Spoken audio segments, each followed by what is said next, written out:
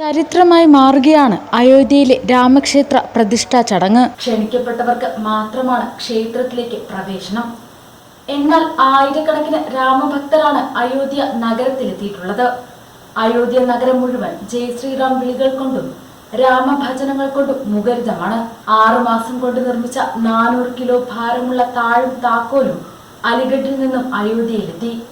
കാശ്മീർ, തമിഴ്നാട്, അഫ്ഗാനിസ്ഥാൻ, നേപ്പാൾ തുടങ്ങിയ സംസ്ഥാനങ്ങളിൽ നിന്നും ലഭിച്ച നിരവധി സമ്മാനങ്ങൾ വിശ്വ ഹിന്ദു പരിഷത്ത് അന്തർദേശീയ അധ്യക്ഷൻ അലോക് കുമാർ ശ്രീരാമക്ഷേത്രത്തിലെ യജമാനൻ അനിൽ മിശ്രയ്ക്ക് കൈമാറി.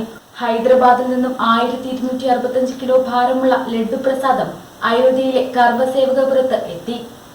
അതുപോലെ 1,65,000 രൂപയുടെ രാമായണം അയോധ്യയിൽ പ്രദർശിപ്പിച്ചിട്ടുണ്ട്. 45 കിലോയാണ് ഇതിന്റെ ഭാരം.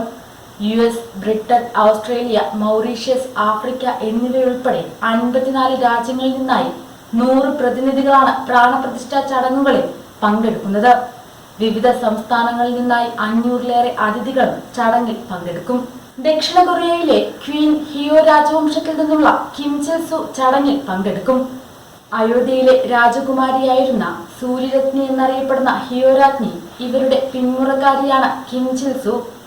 മുകേഷ് അംബാനി, കുമാർ മംഗലം ബിർള, ആനന്ദ് മഹീന്ദ്ര, അജയ് പിരാമൽ, NR നാരായണമൂർത്തി, അമിതാഭ് ബച്ചൻ, അജയ് ദേവ്ഗൺ, അല്ലു അർജുൻ, ചിരഞ്ജീവി, അനുപം ഖേർ, അംജദ് അലി, അമിതാഭ് കാന്ത്, മീര കുമാർ, മുതിർന്ന അഭിഭാഷകരായ K വേണുഗോപാൽ, മുകുൾ റോത്തഗി തുടങ്ങിയ ഒട്ടേറെ പ്രമുഖരും ചടങ്ങിൽ പങ്കെടുക്കും.